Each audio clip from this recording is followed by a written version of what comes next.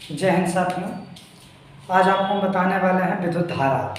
ठीक, ये आपको ट्रेड थ्योरी का 5वां चैप्टर है। ठीक, ट्रेड थ्योरी का 5वां चैप्टर है विद्युत धारा। विद्युत धारा के अंतर्गत हम बताने वाले हैं इलेक्ट्रॉन, प्रोटॉन, न्यूट्रॉन, विद्युत धारा कैसे उत्पन्न होता है। ठीक, तो ये सब बातें आपको हम आगे डिस्कशन करेंगे। तो इसमें देखिए पहले क्या है इलेक्ट्रॉन। तो पता है इलेक्ट्रॉन क्या होता है। इलेक्ट्रॉन कहता है कि कोई भी पदार्थ है, कोई भी तत्व है, तो उसमें 3 होता है। ठीक ना, कोई भी तत्व है, ठीक, तो या फिर कोई भी कण है, तो वो क्या होता है कि 3 अणु से मिलकर बना होता है। ठीक, कौन सा? इलेक्ट्रॉन, प्रोटॉन और न्यूट्रॉन। ठीक, तो देखिए होता क्या है कि कोई भी कण है तो उसमें क्या होता है कि उसका जो सेंटर होता है, ठीक, ये सेंटर होता है और ये इस तरह से होता है। कोई भी मान लीजिए कि एक कण है, ये कण है, तो इसका एक सेंटर भी होगा। तो सेंटर जो होता है, सेंटर में आपका प्रोटॉन और न्यूट्रॉन होता है। ठीक, और ये जो बाह्यतम कक्षा होता है, जो किनारा होता है, इस पे क्या होता है? इलेक्ट्रॉन होता है। ठीक, इलेक्ट्रॉन पे क्या होता है कि निगेटिव चार्ज होता है। ठीक, इलेक्ट्रॉन पे हमेशा निगेटिव चार्ज होता है और प्रोटॉन पे पॉजिटिव चार्ज। अब देखिए क्या होता है कि ये पॉजिटिव है, प्रोटॉन पॉजिटिव है, प्रोटॉन इलेक्ट्रॉन है। ठीक, तो इस पे क्या है कि पॉजिटिव चार्ज है और इस पे निगेटिव चार्ज है। स्वाभाविक है, हम बताए थे क्या कि जब 2 आयन हो, पॉजिटिव और निगेटिव, तो दोनों में क्या होता है? आकर्षण होता है। ठीक, तो देखिए ये क्या है? पॉजिटिव और ये निगेटिव है। स्वाभाविक है क्या होगा? ये दोनों में आकर्षण होगा। तो इसी के कारण क्या होता है कि ये नाभिक जो होता है इस इलेक्ट्रॉन को अपने से बांधे रखता है। ठीक, और ये इसमें ये इलेक्ट्रॉन में क्या गुण होता है कि इसी आकर्षण होता है। सेंटर पॉजिटिव है, पॉजिटिव क्या होता है? नेगेटिव को खींचेगा अपनी ओर। तो ये कहते हैं कि इसी के कारण ये अपने पथ पे घूमता है। ठीक, और घूमते घूमते क्या करता है कि ये नाभिक की ओर आना चाहता है। ठीक, और नाभिक के और आने के कारण क्या होता है कि ये वृत्ताकार पथ पे रिवॉल्व होता है, घूमते जाता है। ठीक, और इससे भी कहता है कि ये पॉजिटिव है, प्रोटॉन है P+, और इलेक्ट्रॉन है निगेटिव। ठीक, इस दोनों के कारण क्या होता है कि कुछ जो है, ये तो प्रोटॉन है और ये इलेक्ट्रॉन है, अपने अपने कक्षा में है। कुछ क्या होता है जो कि मिल जाता है, जिसके कारण देखिए ये पॉजिटिव और ये निगेटिव है ना, ये निगेटिव। अगर ये पॉजिटिव और ये निगेटिव दोनों मिल जाए तो क्या हो जाएगा? न्यूट्रॉन बन जाएगा। वही होता है न्यूट्रॉन। ठीक, तो देखिए, तो किसी भी कण में 3 हो, किसी परमाणु में 3 कण होता है। ठीक ना, क्या? इलेक्ट्रॉन, प्रोटॉन और न्यूट्रॉन। जनरली जो होता है इलेक्ट्रिसिटी के लिए हमको क्या चाहिए? इलेक्ट्रॉन। क्योंकि क्या कहता है कि इलेक्ट्रॉनों के सतत प्रवाह को विद्युत धारा कहते हैं। यानी कि कोई भी इलेक्ट्रॉन है, इलेक्ट्रॉन पर निगेटिव चार्ज होता है, और इस तरह से अगर लगातार इलेक्ट्रॉन बह रहा है किसी भी वायर में या किसी भी पथ में, अगर लगातार इलेक्ट्रॉन का फ्लो हो रहा है तो क्या होगा? विद्युत धारा उत्पन्न होता है। क्योंकि इलेक्ट्रॉन जिस दिशा में फ्लो कर रहा है, इसके विपरीत दिशा में विद्युत धारा उत्पन्न हो जाता है। ठीक, विद्युत धारा चलती है। तो मेन इलेक्ट्रिसिटी उत्पन्न होने का मेन कारण क्या है? इलेक्ट्रॉन। ठीक,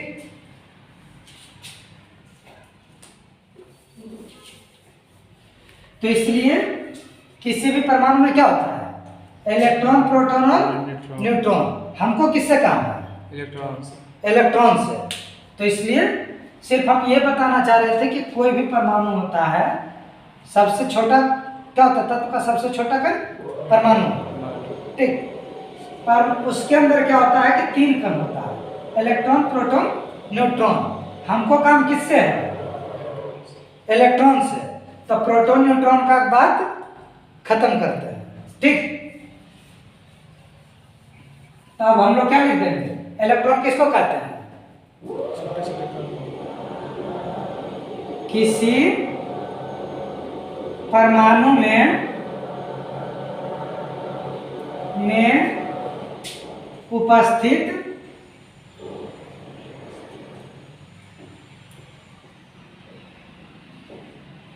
ऋणावेशित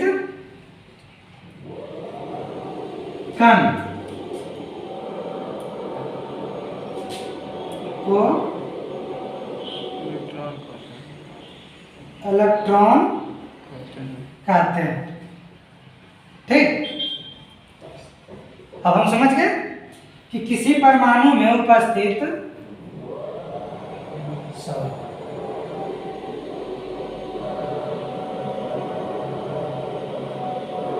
किसी परमाणु में उपस्थित ऋणावेशित कण को इलेक्ट्रॉन कहते हैं, इलेक्ट्रॉन कहते हैं, ठीक है। अब देखो इसको हम लोग सूचित किससे करते हैं? इसे हम e पर पावर e पे नेगेटिव का साइन, ठीक है, से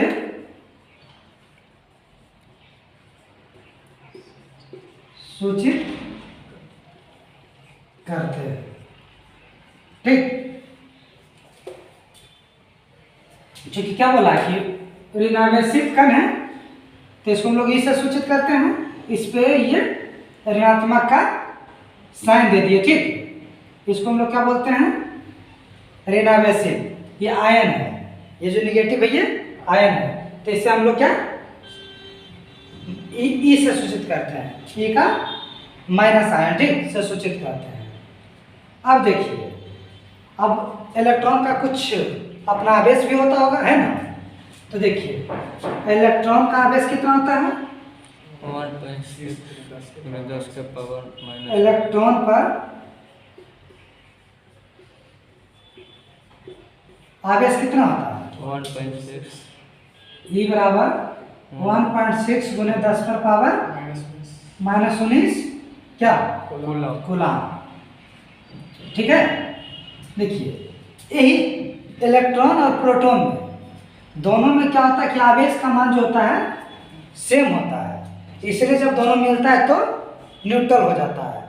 और किसी भी अगर परमाणु जो क्या होता है वो इलेक्ट्रिकली न्यूट्रल होता है, ठीक, क्योंकि उसमें इलेक्ट्रॉन भी होता है और प्रोटॉन भी होता है, और दोनों का मान क्या होता है? सेम होता है। बस अंतर क्या होता है कि अगर इलेक्ट्रॉन है तो हम क्या बोले थे कि ऋणावेशित कण होता है, यानी कि क्या होगा? इसका माइनस है। और प्रोटॉन क्या होता है? धनावेशित कण, तो उसके ऊपर कहा जाएगा, अगर प्रोटॉन लिखेंगे तो P प्लस ए माइनस, तो हो जाएगा प्लस 1.6 गुने 10 पर पावर -19 कूलम। ये क्या हो जाएगा? आवेश, ठीक।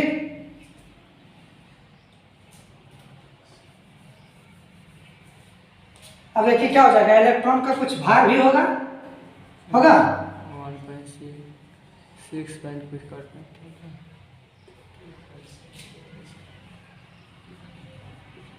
इलेक्ट्रॉन का भार कितना हो जाएगा? 9.1 गुना 10 टू द पावर -31 kg, ठीक। ये हो जाएगा इलेक्ट्रॉन का भार, ठीक है। अब आगे क्या आएगा? ये तो हम इलेक्ट्रॉन के बारे में जान गए, यानी कि इलेक्ट्रिसिटी का हम प्रथम स्टेप प्रवेश कर चुके हैं।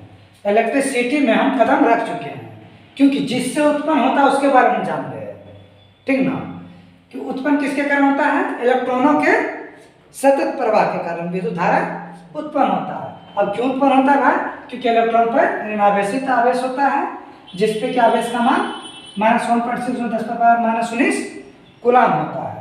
इसको हम माइनस ये से सूचित करते हैं और इसका भार कितना होता है 1.9 × 10⁻31 kg।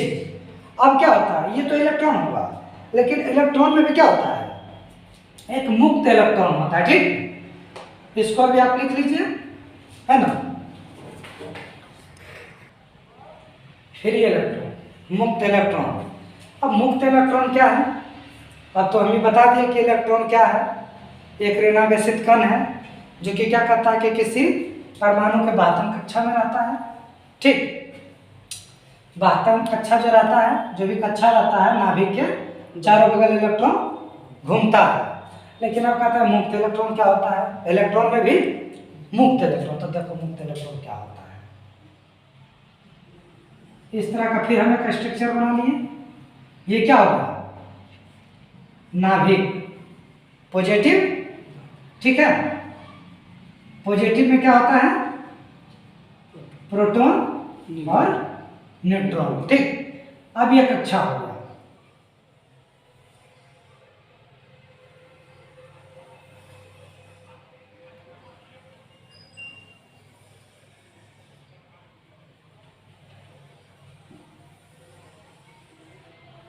हो गया, इस तरह से हो गया। अब मान लो कि यहाँ पे इलेक्ट्रॉन है, प्रोटॉन है, यहाँ पे इलेक्ट्रॉन है, ठीक। एक पॉजिटिव है और ये नेगेटिव है, दोनों में खिंचाव तो होगा, ठीक है। नाभिक इसको एक आकर्षण बल से बांधे रहेगा, ठीक है, जिसको कि हम लोग क्या कहेंगे, इस इन दोनों के बीच जो बल लगेगा उसको हम लोग क्या कहेंगे,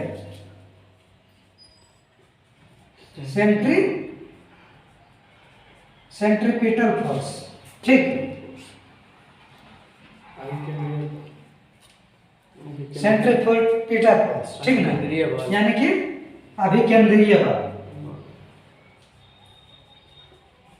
अभिकेंद्रीय बल, ठीक। अभिकेंद्रीय बल लगता है, यानी कि इलेक्ट्रॉन जो घूम रहा है, क्या अभिकेंद्रीय बल मतलब क्या, नाभिक की ओर लगा बल, जो नाभिक की ओर खींचता है किसी वस्तु को, अभिकेंद्रीय बल, ठीक। तो ये इलेक्ट्रॉन का क्या कर रहा है, नाभिक की ओर खींच रहा है। अब मान लीजिए कि नजदीक में था तो इस पर ज्यादा बल लगा,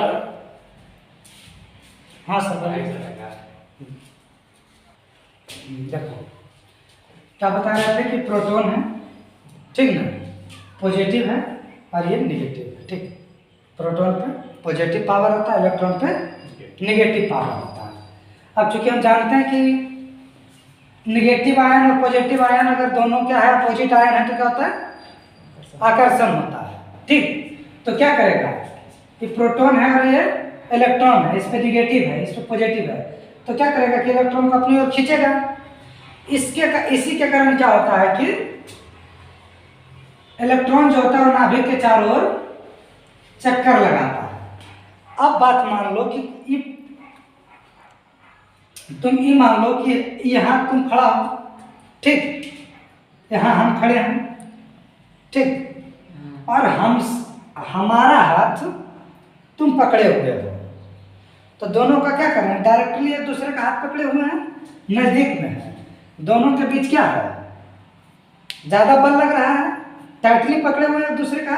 अब मान लीजिए कि कोई आदमी रहे कहाँ पे, यहाँ पे आपके बाद, तो स्वाभाविक है कि उस पर हमारा क्या होगा, बल कम लगेगा, हमारा प्रभाव कम जाएगा उस पर, क्योंकि उस पर क्या होगा, जितना स्थिर से, जितना स्ट्रेंथ के साथ हम खड़े होके उसको हम आपको पकड़े हुए हैं, क्योंकि आप हमारे नजदीक हैं। दूसरा क्या है, हमसे दूर है, तो हम झुक के उसको पकड़े हुए हैं, तो क्या अपने शरीर का कुछ बल इधर जा रहा है और कुछ बल उसका इधर आने की कंप्लीटली स्टेबिलिटी हमारे पास भी नहीं है ना। जस्ट वही बात है, जैसे ही इसी के बाद हम इसमें आ गए, इसमें कुछ इलेक्ट्रॉन है, तो क्या है कि इस पे जितना बल कार्य कर रहा है, जितने आकर्षण बल से इसको खींच रहा है, इस इलेक्ट्रॉन को अपने से बांधे हुए है, इसको उतने आकर्षण बल से नहीं बांधे हुए, इससे कुछ कम बल से इसको अपने से बांधे हुए, ठीक। फिर जब हम इस कक्षा में कोई भी इलेक्ट्रॉन नहीं कि जितना दूरी बढ़ते जाएगा आकर्षण बल उतना घटते जाएगा। ठीक। और क्या होगा कि जब ऐसी तरह से क्षण ऐसा आएगा कि बातम कक्षा में जो भी इलेक्ट्रॉन रहेगा, ठीक ना, उसमें क्या होगा कि जितना बल लगना चाहिए, जितने बल जरूरी होता है एक दूसरे को बांध के रखने के लिए, उससे कम बल लगेगा, उतना बल नहीं लगेगा। और उतना बल नहीं लगने के कारण क्या होगा कि अब ये क्या होगा कि अपनी कक्षा में कहीं भी घूमने के लिए स्वतंत्र हो रहेगा, ठीक ना, आसानी से कहीं भी घूम सकता है। ठीक। तो उसी को हम लोग कहते हैं क्या, मुक्त इलेक्ट्रॉन।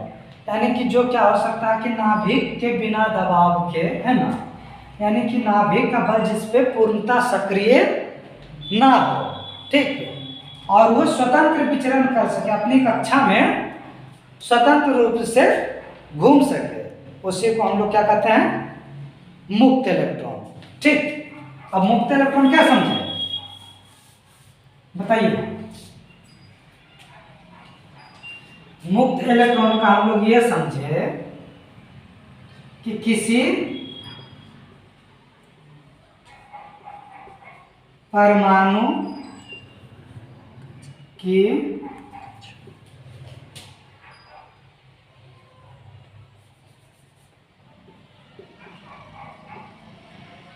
बातम कक्षा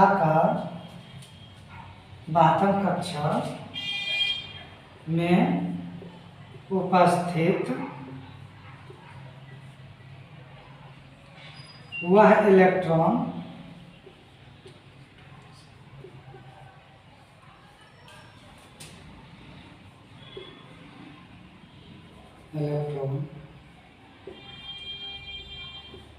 जिस पर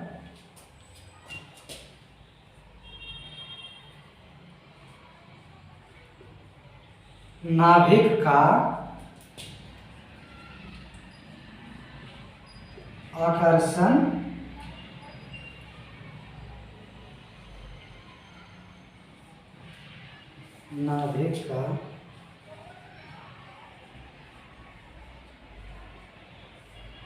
आकर्षण बल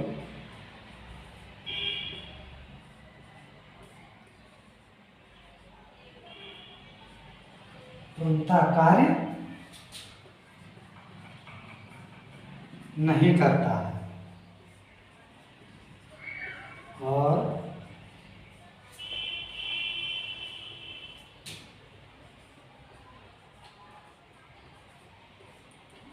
बातम कक्षा में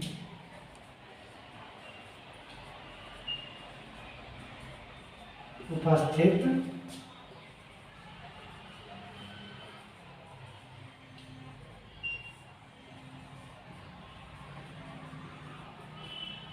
आसानी से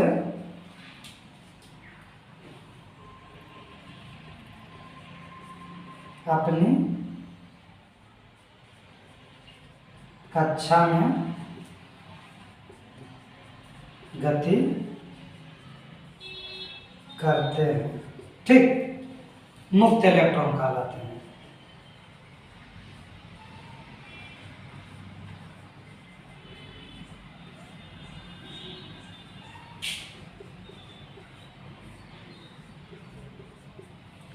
ठीक। क्या कहते हैं, मुक्त इलेक्ट्रॉन कहलाते हैं।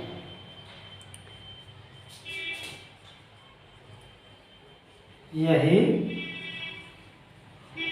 मुक्त इलेक्ट्रॉन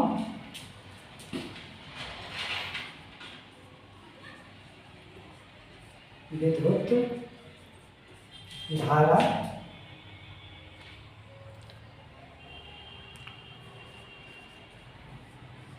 उत्पन्न करने में भाग लेते हैं। ठीक। क्या हो गया कि किसी परमाणु की बाह्य कक्षा में उपस्थित वह इलेक्ट्रॉन जिस पर नाभिक आकर्षण बल पूर्णतः कार्य नहीं करता है, और बहत्तम कक्षा में उपस्थित इलेक्ट्रॉन आसानी से अपनी कक्षा में गति कर सकते हैं, ठीक ना, मुक्त इलेक्ट्रॉन कहते हैं। कहते हैं यही मुक्त इलेक्ट्रॉन विद्युत धारा उत्पन्न करने में भी भाग लेता है। एक मुक्त इलेक्ट्रॉन जो होता है वो विद्युत धारा उत्पन्न करने में भी अपना योगदान देता है, ठीक ना। अब विद्युत धारा उत्पन्न जो होता है वो इसी मुक्त इलेक्ट्रॉन के कारण होता है, ठीक है। इसको उतारिए पहले।